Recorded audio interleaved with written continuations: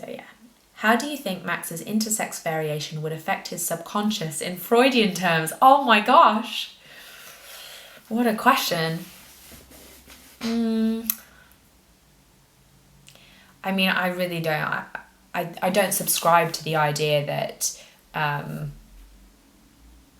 that something in your body can affect you on that level. But what I think does happen is that the way you are physically set up means that your life experiences are different. And so that does affect the way you subconsciously think and feel and see the world.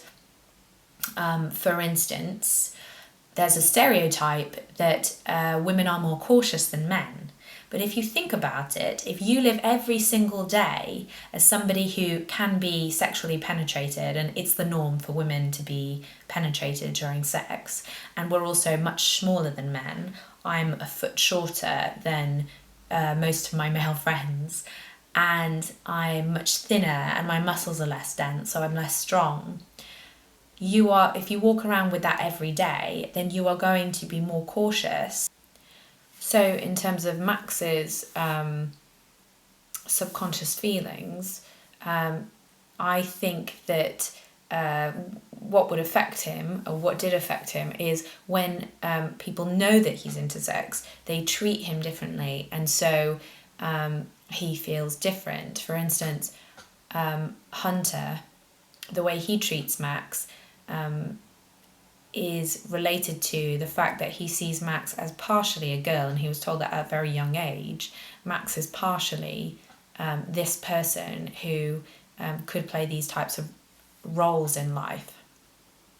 I think that's how Hunter sees Max. He's this passive person who like a girlfriend that you take out on dates and you pay for, and that you therefore kind of own. And I don't think that's true of every modern relationship, but I think it's true of a lot of them. I really hate being paid for on dates. It makes me feel like a prostitute. Why did we only read Steve's point of view towards the end? Because I like it when the form of a book reflects the content of a book. And the story that we're talking about here is about gender. And one of the ways in which gender, the concept of gender and the stereotypes of gender manifest itself in our modern world as well as historically is that the men aren't very involved with the children. So this story is about the children. Steve is not very involved.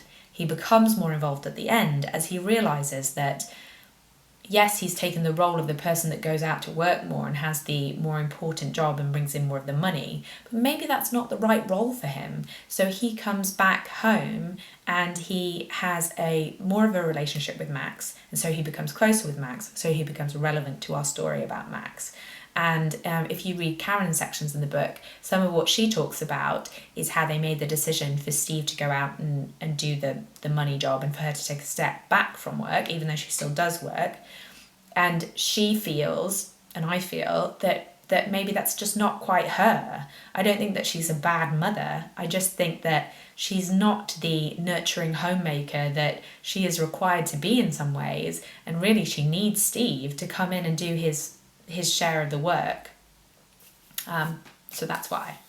Did you come up with the story or was this based on your experience? I came up with the whole story, yes, and it was based on my experiences becoming a woman as a teenager. I was a tomboy, but I really didn't think of myself as this sort of weaker girl object. And of course you don't, before you have sex and before you have relationships with men, you're not in a kind of struggle for domination and submission, and that dichotomy never comes into your life.